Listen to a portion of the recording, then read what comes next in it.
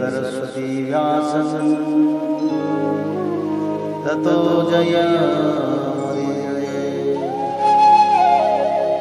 मोकं करोति वाचालं पंगुलंघयते यत्कृपातमहं वन्दे परमानन्दमाधवो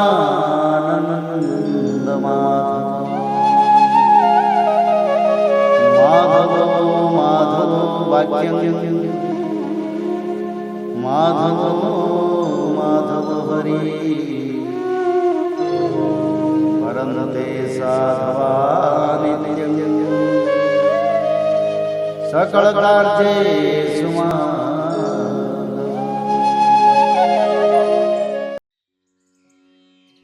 ओम नमः भगवते वासुदेवाय।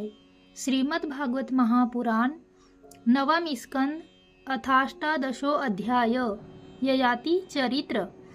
श्री सुखदेव जी कहते हैं, परीक्षित, जैसे शरीरधारियों के 6 इंद्रियां होती है, वैसे ही नहुस के 6 पुत्र थे। उनके नाम थे यति, ययाति, संयाति, आयति, वियति और कृति। नहुस अपने बड़े पुत्र यति को राज्य देना चाहते थे, परंतु उसने स्वीकार नहीं किया, क्योंकि वह राज्य पाने का परिणाम जानता था। राज्य एक ऐसी वस्तु है कि जो उसके दाव पेंच और प्रबंध आदि में भीतर प्रवेश कर जाता है, वह अपने आत्मस्वरूप को नहीं समझ सकता। जब इंद्र पत्नी सची से सहवास करने की चेष्टा करने के कारण नहुस को ब्राह्मणों ने इंद्रपद से गिरा दिया और अजगर बना दिया, तब राजा के पद पर ययाति बैठे। ययाति ने अपने 4 छोटे भाइयों को 4 दिशाओं में नियुक्त कर दिया और स्वयं शुक्राचार्य जी की पुत्री देवयानी और दैत्यराज वृषपर्वा की पुत्री शर्मिष्ठा को पत्नी के रूप में स्वीकार करके पृथ्वी की रक्षा करने लगा।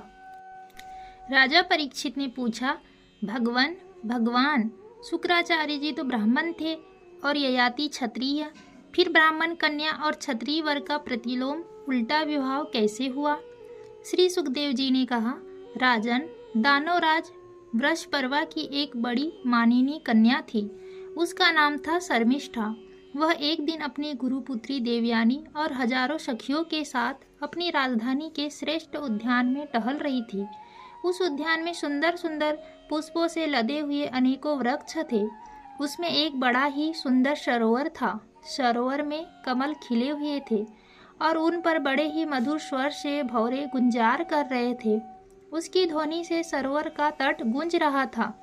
जलाशय के पास पहुंचने पर उन सुंदरी कन्याओं ने अपने अपने वस्त्र तो घाट पर रख दिए और उस तालाब में प्रवेश करके वे एक दूसरे पर जल उलीच कर क्रीड़ा करने लगी। उसी समय उधर से पार्वती जी के साथ बैल पर चढ़े हुए भगवान शंकर आ निकले। उनको देखकर सब की सब कन्याएं सकुचा गई और उन्होंने झटपट सरोवर से निकलकर अपने अपने वस्त्र पहन लिए। शीघ्रता के कारण शर्मिष्ठा ने अनजाने में देवयानी के वस्त्र को अपना समझकर पहन लिया। इस पर देवयानी क्रोध के मारे आग बबूला हो गई। उसने कहा, अरे देखो तो सही, इस दासी ने कितना अनुचित काम कर डाला। राम राम, जैसे कुतिया यज्ञ का हविष्य उठा ले जाए, वैसे ही इसने मेरे वस्त्र पहन लिए हैं। जिन ब्राह्मणों ने अपने तपोबल से इस संसार की सृष्टि की है, जो परम पुरुष परमात्मा के मुख रूप है, जो अपने हृदय में निरंतर ज्योतिर्मय परमात्मा को धारण किए रहते हैं और जिन्होंने संपूर्ण प्राणियों के कल्याण के लिए वैदिक मार्ग का निर्देश किया है, बड़े बड़े लोकपाल तथा देवराज इंद्र, ब्रह्मा आदि भी जिनके चरणों की वंदना और सेवा करते हैं, और तो क्या लक्ष्मी जी के एकमात्र आश्रय परम पावन विश्वात्मा भगवान भी जिनकी वंदना और स्तुति करते हैं, उन्हीं ब्राह्मणों में हम सबसे श्रेष्ठ भृगुवंशी है और इसका पिता प्रथम तो असुर है, फिर हमारा शिष्य है। इस पर भी इस दुष्टा ने जैसे शूद्र वेद पढ़ ले, उसी तरह हमारे कपड़ों को पहन लिया है। जब देवयानी इस प्रकार गाली देने लगी तब शर्मिष्ठा क्रोध से तिलमिला उठी। वह चोट खाई हुई नागिन के समान लंबी सांस लेने लगी। उसने अपने दांतों से ओठ दबाकर कहा, भिखारिन, तू इतना बहक रही है, तुझे कुछ अपनी बात का भी पता है? जैसे कौवे और कुत्ते हमारे दरवाजे पर रोटी के टुकड़ों के लिए प्रतीक्षा करते हैं, वैसे ही क्या तुम भी हमारे घरों की ओर नहीं ताकती रहती? शर्मिष्ठा ने इस प्रकार बड़ी कड़ी कड़ी बात कहकर गुरुपुत्री देवयानी का तिरस्कार किया और क्रोधवश उसके वस्त्र छीनकर उसे कुएं में धकेल दिया। शर्मिष्ठा के चले जाने के बाद संयोगवश शिकार खेलते हुए राजा ययाति उधर आ निकले। उन्हें जल की आवश्यकता थी, इसलिए कुएं में पड़ी हुई देवयानी को उन्होंने देख लिया। उस समय वह वस्त्रहीन थी, इसलिए उन्होंने अपना दुपट्टा उसे दे दिया और दया करके अपने हाथ से उसका हाथ पकड़कर उसे बाहर निकाल लिया। देवयानी ने प्रेम भरी वाणी से वीर ययाति से कहा, वीर शिरोमणि राजन, आज आपने मेरा हाथ पकड़ा है। अब जब आपने मेरा हाथ पकड़ लिया तब कोई दूसरा इसे न पकड़े। वीर श्रेष्ठ, कुएं में गिर जाने पर मुझे जो आपका अचानक दर्शन हुआ है, यह भगवान का ही किया हुआ संबंध समझना चाहिए। इसमें हम लोगों की या और किसी मनुष्य की कोई चेष्टा नहीं है। वीर श्रेष्ठ, पहले मैंने बृहस्पति के पुत्र कच को शाप दे दिया था, इस बार उसने भी मुझे शाप दे दिया। इसी कारण ब्राह्मण मेरा पानी ग्रहण नहीं कर सकता। ययाति को शास्त्र प्रतिकूल होने के कारण यह संबंध अभिष्ट तो न था, परंतु उन्होंने देखा कि प्रारब्ध ने स्वयं ही मुझे यह उपहार दिया है और मेरा मन भी इसकी ओर खींच रहा है, इसलिए ययाति ने उसकी बात मान ली। वीर राजा ययाति जब चले गए तब देवयानी रोती पिटती अपने पिता शुक्राचार्य जी के पास पहुंची और शर्मिष्ठा ने जो कुछ किया था वह सब उन्हें कह सुनाया। शर्मिष्ठा के व्यवहार से भगवान शुक्राचार्य जी का भी मन उचट गया। वे पुरोहिताई की निंदा करने लगे। उन्होंने सोचा कि इसकी अपेक्षा तो खेत या बाजार में से कबूतर की तरह कुछ बीनकर खा लेना अच्छा है। अतः अपनी कन्या देवयानी को साथ लेकर वे नगर से निकल पड़े। जब वृषपर्वा को यह मालूम हुआ तो वह उनके मन में यह शंका हुई कि गुरुजी कहीं शत्रुओं की जीत न करा दे अथवा मुझे शाप न दे दे। अतएव वे उनको प्रसन्न करने के लिए पीछे पीछे गए और रास्ते में उनके चरणों पर सिर के बल गिर गए। भगवान शुक्राचार्य जी का क्रोध तो आधे ही क्षण का था। उन्होंने वृषपर्वा से कहा, राजन, मैं अपनी पुत्री देवयानी को नहीं छोड़ सकता, इसलिए इसकी जो इच्छा हो तुम पूरी कर दो, फिर मुझे लौट चलने में कोई आपत्ति न होगी। जब वृषपर्वा ने ठीक है कहकर उनकी आज्ञा स्वीकार कर ली तब देवयानी ने अपने मन की बात कही। उसने कहा, पिताजी, मुझे जिस किसी को दे दो और मैं जहाँ कहीं जाऊं, शर्मिष्ठा अपनी सहेलियों के साथ मेरी सेवा के लिए वहीं चले। शर्मिष्ठा ने अपने परिवार वालों को संकट और उनके कार्य का गौरव देखकर देवयानी की बात स्वीकार कर ली। वह अपनी 1000 सहेलियों के साथ दासी के समान उसकी सेवा करने लगी। शुक्राचार्य जी ने देवयानी का विवाह राजा ययाति के साथ कर दिया और शर्मिष्ठा को दासी के रूप में देकर उनसे कह दिया, राजन, इसको अपनी सेज पर कभी न आने देना। परीक्षित, कुछ ही दिनों बाद देवयानी पुत्रवती हो गई। उसको पुत्रवती देखकर एक दिन शर्मिष्ठा ने भी अपने ऋतुकाल में ही देवयानी के पति ययाति से एकांत में सहवास की याचना की। शर्मिष्ठा की पुत्र के लिए प्रार्थना धर्म संगत है।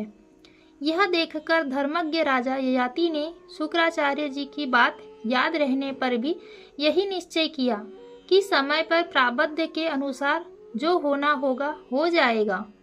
देवयानी के 2 पुत्र हुए, यदु और तुर्वस, तथा वृषपर्वा की पुत्री शर्मिष्ठा के 3 पुत्र हुए, द्रुहु, अनु और पुरु। जब मानिनी देवयानी को यह मालूम हुआ कि शर्मिष्ठा को भी मेरे पति के द्वारा ही गर्भ रहा था, तब वह क्रोध से बेसुध होकर अपने पिता के घर चली गई।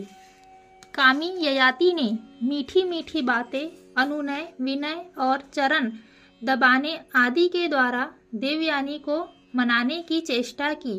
उसके पीछे पीछे वहां तक गए भी, परंतु मना न सके। शुक्राचार्य जी ने भी क्रोध में भरकर ययाति से कहा, तू अत्यंत स्त्री लंपट, मंदबुद्धि और झूठा है। जा, तेरे शरीर में वह बुढ़ापा आ जाए जो मनुष्य को क्रूप कर देता है। ययाति ने कहा, ब्राह्मण, आपकी पुत्री के साथ विषय भोग करते करते अभी मेरी तृप्ति नहीं हुई है। इस शाप से तो आपकी पुत्री का भी अनिष्ट ही है। इस पर शुक्राचार्य जी ने कहा, अच्छा जाओ, जो प्रसन्नता से तुम्हें अपनी जवानी दे दे उससे अपना बुढ़ापा बदल लो। शुक्राचार्य जी ने जब ऐसी व्यवस्था दे दी, तब अपनी राजधानी में आकर ययाति ने अपने बड़े पुत्र यदु से कहा, बेटा, तुम अपनी जवानी मुझे दे दो और अपने नाना का दिया हुआ यह बुढ़ापा तुम स्वीकार कर लो, क्योंकि मेरे प्यारे पुत्र, मैं अभी विषयों से तृप्त नहीं हुआ हूँ, इसलिए तुम्हारी आयु लेकर मैं कुछ वर्षों तक और आनंद भोगूंगा। यदु ने कहा, पिताजी, बिना समय के ही प्राप्त हुआ आपका बुढ़ापा लेकर तो मैं जीना भी नहीं चाहता, क्योंकि कोई भी मनुष्य जब तक विषय सुख का अनुभव नहीं कर लेता तब तक उसे उससे वैराग्य नहीं होता। परीक्षित, इस प्रकार तुर्वस, द्रुहु और अनु ने भी पिता की आज्ञा अस्वीकार कर दी। सच पूछो तो उन पुत्रों को धर्म का तत्व मालूम नहीं था। वे इस अनित्य शरीर को ही नित्य माने बैठे थे। अब ययाति ने अवस्था में सबसे छोटे किंतु गुणों में बड़े अपने पुत्र पुरु को बुलाकर पूछा और कहा, बेटा, अपने बड़े भाइयों के समान तुम्हें तो मेरी बात नहीं टालनी चाहिए। पुरु ने कहा, पिताजी, पिता की कृपा से मनुष्य को परम पद की प्राप्ति हो सकती है। वास्तव में पुत्र का शरीर पिता का ही दिया हुआ है। ऐसी अवस्था में ऐसा कौन है जो इस संसार में पिता के उपकारों का बदला चुका सके? उत्तम पुत्र तो वह है जो पिता के मन की बात बिना कहे ही कर दे। कहने पर श्रद्धा के साथ आज्ञा पालन करने वाले पुत्र को मध्यम कहते हैं।